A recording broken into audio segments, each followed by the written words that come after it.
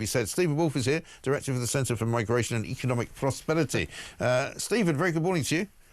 Very good morning, Mike. I mean, I see that we've passed yet another milestone in the migrant stakes. We've now got a record number again of migrants crossing the Channel, 5,847 since the start of the year. This is no joke now, is it? No, it's quite stunning, actually. I was just looking at the numbers this morning, Mike, just to give you an analogy. The numbers are up 33% from the same period. Wow. Last year. I mean, we had about 4,306, roughly, thereabouts. Yeah. And we're now up to 5,748. And looking out the window, as you can see, and your friends are watching today, it's a good day. Yeah. It's a nice summer's day, and that's why they're coming. We've had some good, pleasant weather.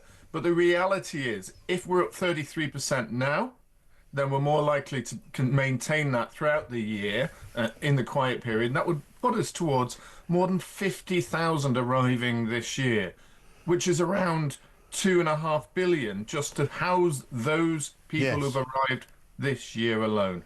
Those are stunning numbers, Mike. This is more than a flood now.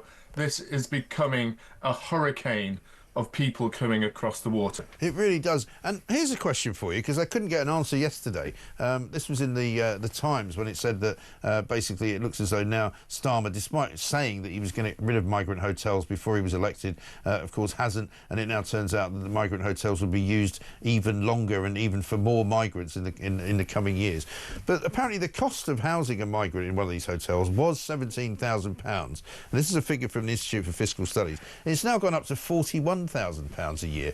How has that happened? Well, all I can say is that when you look at the contracts, and I haven't seen the contracts for the new period, but the first set of contracts that were given out for a 10-year period had a clause in there that said, yes, we're going to pay you X amount of pounds per person in a hotel, but, and here's the important part, if we can't, if there are more people coming in, and you no longer have the capacity and have to go out and get more hotels from others, then you can ask us for more money. Yeah. And that's why it's jumped. Because at the end of the day, you and I know there are only a certain number of hotels these people could have. Right. So they had to go out and subcontract it for others. And this is why I'm saying there is a mass industry that are supporting the numbers of people coming across the Channel, because there's so much money to be made in this.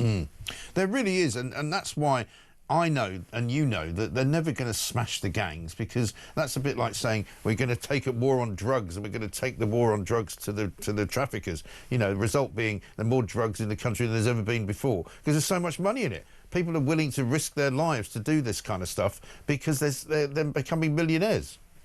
Oh, absolutely. There's two levels of millionaires now being created. Obviously, there's the millionaires related to the people smugglers at the top end, not just those who are just helping them cross from France to the UK.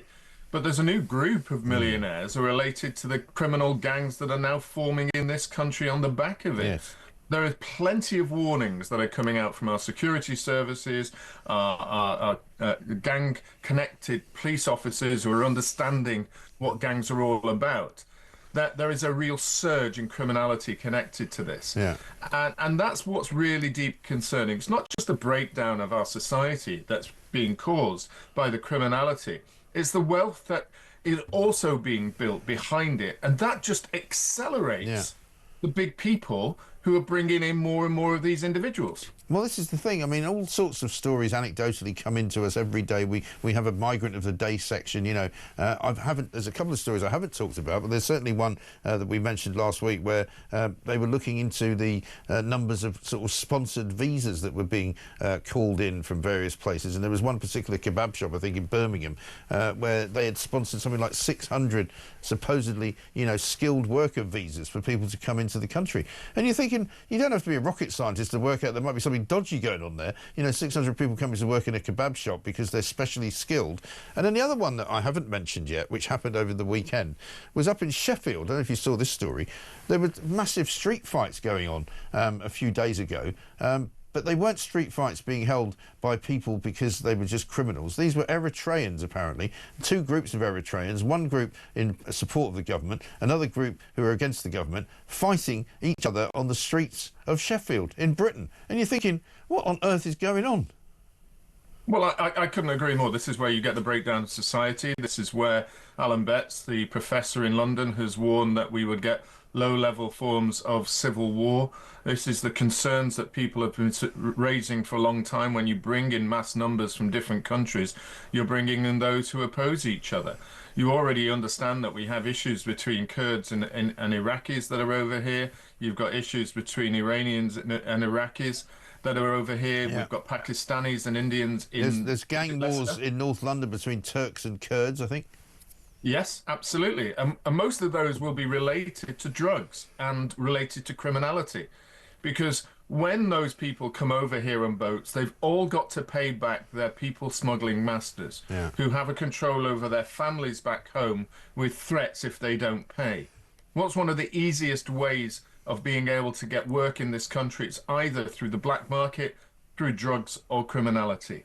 That's how they start. They're not all coming in as surgeons, doctors, and scientists creating the next billion-pound company. I'm afraid that's laughable to think that. So they do start at the bottom end because they're not able to work in our economy because they're not allowed to be here. Right. And that's the point. But then, again, all of these kind of various sort of red walls, or if you want to call them, you know, red lines that supposedly existed, such as, you know, all illegal migrants don't get benefits. Well, yes, they do. It turns out that, you know, they get loads of free stuff. And then when they get accepted as an asylum seeker, even before the claim has been made, they're able to get benefits. And that seems to be the rule of thumb now. And we've got, I think it's over 1 million immigrants on benefits now. Absolutely, I'm surprised it's only just 1 million, to be honest.